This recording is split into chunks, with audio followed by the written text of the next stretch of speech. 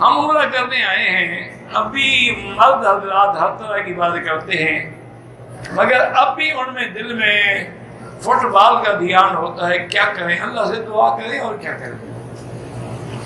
یہ کھیل کود جو ہے نا، اسی لیے تو اس کو لہو کہا جاتا ہے کہ دل کو مشغول کر دیتا ہے عبادت سے.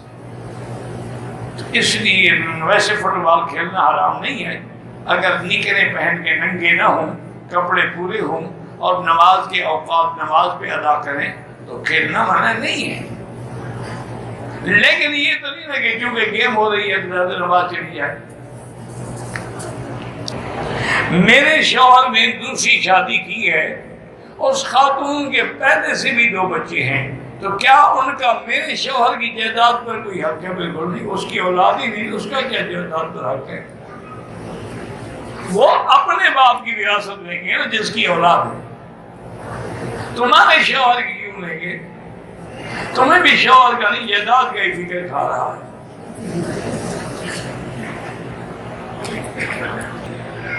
میاں اور باپ بھائی میں سے کسی کو چننا ہو تو کس کو چنے؟ باپ بھائی افضل ہیں. میاں تو ٹھیک ہے، اس کے حقوق ہیں، لیکن جو مقام والدین کا ہے وہ تو کسی کا نہیں. وَوَصَّيْنَا الْإِنسَانَ بِوَالِدَيْهِ إِحْسَانًا، قرآن نے بار بار والدین کے لیے حکم دیا. مجبوری کی حالت میں بہن اور بہنوئی کے ساتھ عمرے پہ جا سکتی ہوں، بہتر تو یہی ہے کہ نہ جائیں. مجبوری کس بات کی مجبوری ہے؟ عمرہ کرنا فرض ہے. جب محرم نہیں ہے تو عمرے پہ نہ آؤ.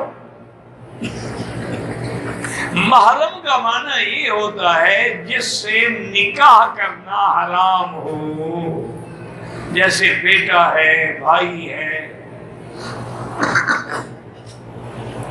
اس سے نکاح حرام ہے تو پھر اس کے ساتھ آ سکتی ہے.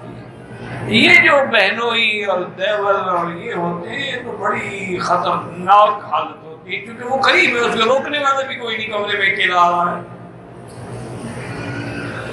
تو اس لیے بہتر ہے کہ نہ آ گئی ہے تو احتیاط کریں. جوتی چوری ہو گئی ہے تو جب تک اور نہ خریدیں، باہر جو پڑی ہے تو بالکل استعمال نہ کریں. جب کل خریدنی ہے تو آج کیوں نہ خریدیں؟ آپ عمرے پہ آئے، احتیاط کریں، دوسروں کی چیزیں استعمال نہ کریں.